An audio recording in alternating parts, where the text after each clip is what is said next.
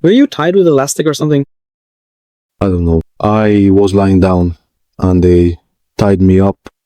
I didn't see it. Yeah. And the mine flew right next to me.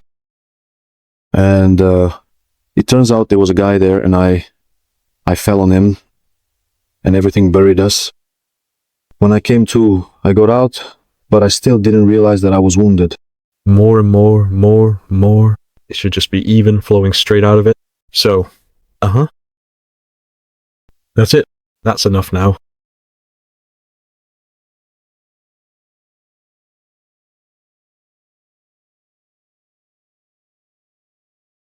I am Viktor Viktorovich Hamovnenko. I served in the Donetsk region, in the city of Slovyansk, in Unit 3035.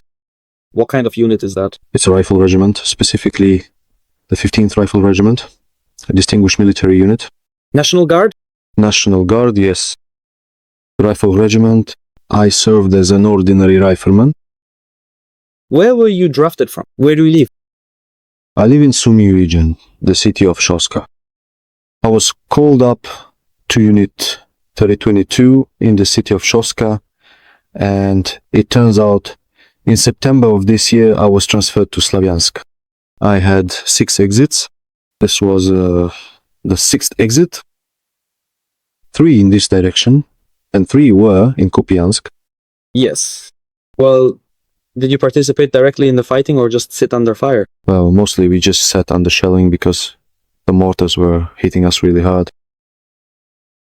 As they say, we fired back Somali style. We just made it look like we were there. Before you go out, right? You go... Before going out, What do they tell you? they tell us that everything is fine there. You'll sit there for 3 days with a cigarette and come back, and everything will be fine. And as always happens with us, we don't even make it there before we're hit.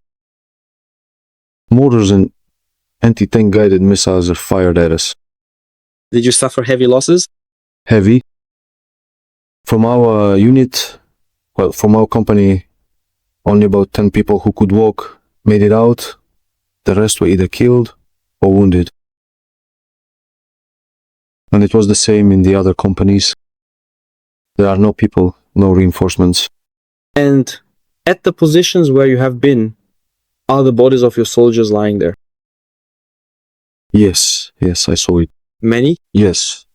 Well, little, but I saw it. Why don't they take it? Well, there is no possibility. Well, they can't take it out because there is constant shelling and the equipment can't get there. But carrying it seems to be very far. 10 kilometers in your arms. That's very far. Yes. Well, some of them were lying in dugouts. How did you end up captured? Tell me. After being wounded, we began to leave our position, and small arms fire began to be directed at us.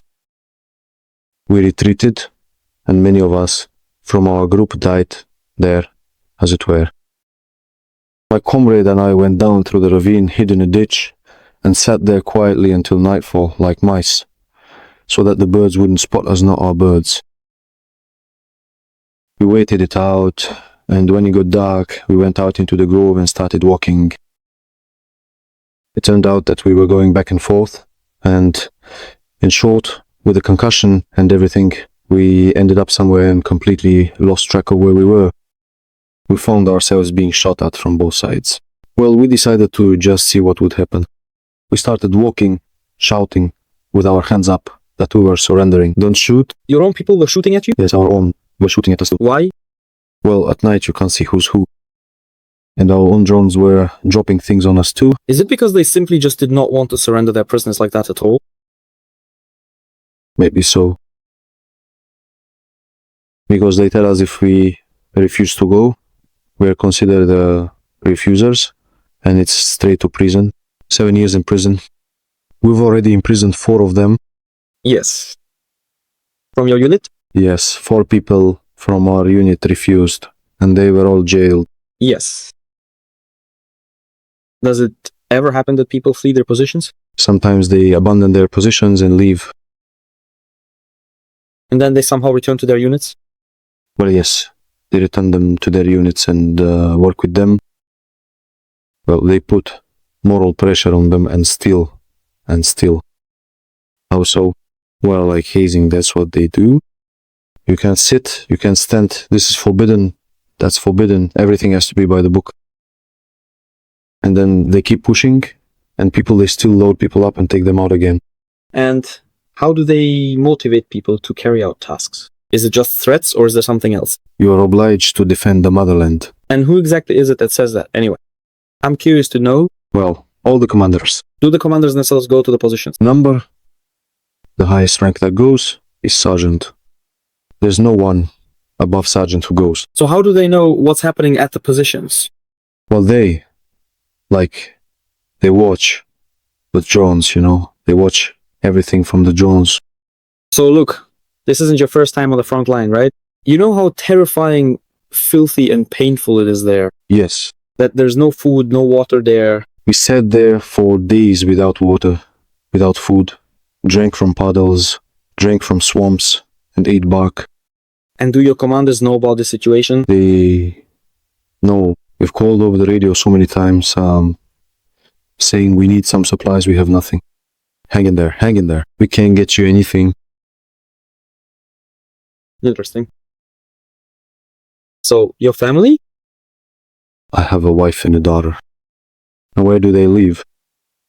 In the city of Shostka. My wife lives with my daughter, and there's not even enough uniforms, We all buy our uniforms at our own expense. They gave us this kind of green uniform back when we were first in that unit in Shostka. Alright, let's take a break now. The doctor will give you an injection. He says you need an antibiotic. Okay. Any further reaction at all? Allergic? No. I don't think I've had any. There hasn't been anything as far as I know. Could I possibly have just one more cigarette? If it's not too much trouble at all, please. Thank you very much indeed for your kindness and consideration. So, tell us, after our brave servicemen approached you, how exactly did the entire situation develop from that point? Yes, I raised my hands. We were walking through the grove, shouting from time to time because we could hear that they were somewhere nearby. I said that we were surrendering. One of your servicemen came up to us. Right away, all the weapons, but we didn't have anything with us. And he took me by the arm and led me. The attitude was good because my leg was wounded, and they treated me well, held me by the arm, supported me. And was there any shelling at that time? From your side? No, there wasn't. When the shelling ended, when the firefight between the two positions stopped, that's when we approached you guys and surrendered.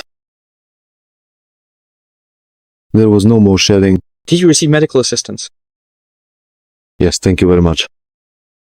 They helped me. Now look, what do your commanders say about Russian soldiers, about the Russian army? Well, how is it, honestly? Well, they say that they are faggots, that they treat you so badly. Well, as I have seen for myself over these days, the attitude is not as bad as everyone says. Yes. Maybe even better than our relationship. Got it, right?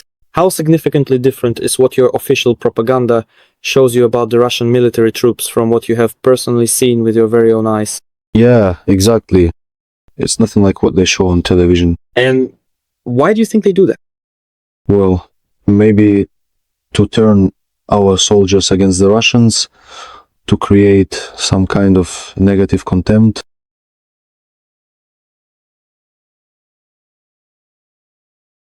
Exactly. Overall, how would you assess the morale and psychological state of your comrades in the unit? Honestly, in our unit, no one wants to fight. Everyone tries either to get into the hospital or to transfer somewhere to a rear unit. But it's not that easy. No one wants to fight anymore because the government is lying. Money is being stolen, all the humanitarian aid is being stolen, and only crumbs reach the soldiers, while the rest just disappears somewhere. And now, no one trusts this government anymore. You know, I ask everyone this question. Yes, it's been coming up a lot lately, but why is that? Well, okay, you are people under orders. You're threatened with prison, with violence. But why don't your relatives organize any rallies, pickets, or protests? I don't know. They could have gathered already, right? Organized themselves somehow. Well, all this propaganda that's being shown probably makes people think differently. So, as I understand it, people there don't like Zelensky either. Nobody really likes him anymore. No one truly does, because of all the terrible things that he has done. How do you personally feel about the current new wave of mobilization that is taking place? I am interested in your perspective on this matter. Well, it feels like they just want to wipe out the Ukrainian people completely so that no one is left. Basically, the entire working generation. The youth, they're already gone. What did you do before the war? I worked as a toolmaker at a factory.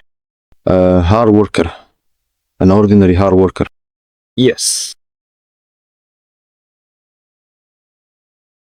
Yes, that's clear. So, hey, tell me, do you have any people in your unit willing to surrender or just run away to their homes, right? Well, that is... Everyone wants to run away. Yes. Just go to the SC, as we say. Yes. And that's all. Well, many are leaving. How many of us are there? Probably 3 people have run away. Yeah. Well, they're looking for them too. And they're also drafting people. They drive up to stores in cars, just load up people of that generation and take them all away to different units. So, who's going to rebuild the country afterwards? I don't know. There won't be anyone left. If this keeps going on, nothing good will come of it. Do you read Russian sources of information? Maybe Telegram channels? No, I don't have anything like that. Why not? I don't know. Well, I'm not really into phones. Not a fan of messing around with them. I have Viber, so we can call, text, maybe watch a movie. That's about it. Have you heard of the frequency 149-200? No, I haven't heard of it. Well, right now we are actively promoting and spreading this information. There's this frequency. It's universal. It works for everyone along the entire front line. So you can set this frequency on your radio 149.200 call Volga, and you'll get instructions on how to surrender your weapons properly. They'll provide you with a safe corridor where you can go to stay alive. So, your guys are saying again that they specifically take away your phones, check them to make sure no one is messaging anyone or reading Russian sources. Is that true? That's true. So, again, it all comes down to the fact that they just want to wipe you out. And all of us, as a nation. And how much do they actually pay? Well, my annual salary is $26,000 plus a substantial $30,000 bonus every single month, which is quite significant. Do you truly think that is fair? No, of course not. It's not worth risking your life for that at all. If you go out on combat missions, they pay $3,500 for each day on the front line. But out of those 30,000, if you get sick, they deduct 1,000 from you for every day you're ill. For example, I was on sick leave for 15 days, and they took 15,000 from me. And how are things with weapons and ammunition? Well, weapons, what can I say? We have rifles, a couple of RPGs. We don't have any PKMs left in our unit. They're all either destroyed or buried somewhere. What was the absolute hardest, the very scariest thing for you personally? Everything is scary. Seeing fallen comrades, that's all very frightening. The mud, the blood, the guts, it's horrible. Have a lot of your comrades already died? A lot, People you were actually close with? a lot. People you knew personally? At this very moment in time, the answer to your question is indeed a resounding yes, absolutely. Tolia Zayarny, my close friend, was killed. Red-haired Seryoga was killed too.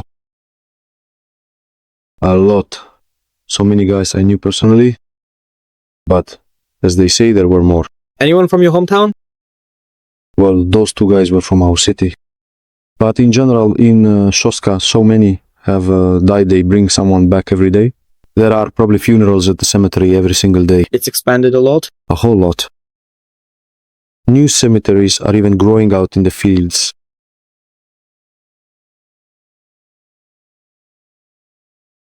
So many guys have died. So, what do you think needs to be done for the war to end? Well, somehow they need to sit down at the negotiating table, somehow resolve all this. But it's not a solution to just sacrifice so many people, destroy so many cities, rebuilding. All of this will take decades. And do you think Ukraine has any chance of winning? Well, only if they sit down at the negotiating table, not on the battlefield. I don't think so. The disparity is huge. And in terms of weaponry, Ukraine is far behind Russia. You know that the aid from the US to you has now stopped, right? Yes, I heard about that. Have you felt the effects of that yet? Not really, not yet. But I think everyone will feel it soon. Because where are we supposed to get money? Where are we supposed to get weapons if we don't have any of that ourselves? Your commander-in-chief was removed. Do you know Zaluzhny? No, I haven't heard. Just yesterday, they appointed someone named Syrskyi. Have you heard about that? Yeah, I've heard. Well, sort of. Well, I don't really know anything about him. So why was Zaluzhny removed? Well, Zelensky was afraid of political competition. That's absolutely all their politics. It's entirely politics for them, in every single aspect. All the working people are dying. Like I said, they're relaxing, flying off to resorts and all that. It's like there's no war for them. The war is only for us. Have you ever been to Kyiv at all? I have. After the army, I worked for 3 years in a casino as security. And what about after the war started? I haven't been there once. Well, acquaintances who worked there said, women say things, all the bars are open, everything's fine, life is thriving there, people are out having fun, relaxing. They don't mobilize people from Kyiv like that. They only catch people from villages and small towns. Kyiv is untouchable. Alright, so what now? Okay, thank you very much. Go ahead and have lunch now, then bring some food to our guys. Thank you. When was the last time you had a hot meal? Probably about 4 days ago. And what do you eat at your positions? At the positions, we bring canned food with us. Sometimes someone brings rations, but no brings a lot, because Go ahead and eat, don't be shy. no one really brings very much, because it's incredibly hard to carry it a very long distance. Nothing gets delivered to the positions. How long have you had to just sit there feeling hungry? We sat for 2 days without water and without any food at all. No food or water at all? None at all. 2 days. We asked them to at least drop us some water with a drone, even just a bottle. Nothing. Honestly, it truly seems like your government genuinely doesn't care about you at all. Not even in the slightest. Did you go to vote in the elections? Yes, I did. Who did you vote for? I voted for Zelensky. Have you just changed your mind? Honestly, I have. Well, I thought, the way he talked and showed everything at first, that he would bring order, get rid of corruption. But in the end, nothing changed.